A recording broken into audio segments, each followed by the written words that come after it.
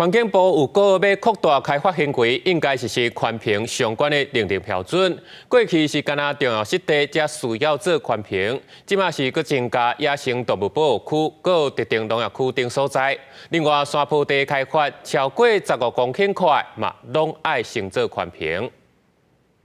太阳光电板大量出现煞风批评，对生态环境是大大迫害。环境部决定来进一步管理。过去了后，伫重要湿地需要实施环评，即马增订国家公园、野生动物保护区、自然保护区、特定农业区、公有责任地，佮有山坡地顶头种植用用超过2万千华，或者是面积15公顷以上，全部拢爱环评。一块足大地超过15公顷的分割。 那我们也这里面也提到了，就是你如果有这种情形，我们其实也规范了所谓的累积合并的这个计算的问题。环保署表示，新规定会增加大约2成光电开发案需要进行环评，针对地热发电开发嘛，更较优先参考菲律宾冰岛的做法，种地容用为原本1万千华放宽到5万千华，才需要环评。新能源企业的计划像氢能是免环评。试验计划的状况是相对的规模是小的，真正商业化的时候，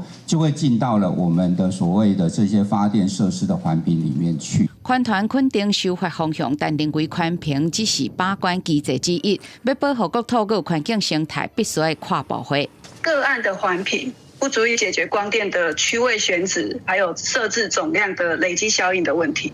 仍然需要经济部、农业部、内政部等相关部会去提出部门空间发展策略。环团基地像7个盐田等生态丰富的地区，若无互纳入重要湿地，无法定的成分，恐惊嘛无法度透过环评来进行把关。议员认为应该来进行政策环评，面对土地竞合、选址等问题，更加爱跨部会来讨论。记者林俊章上台报道。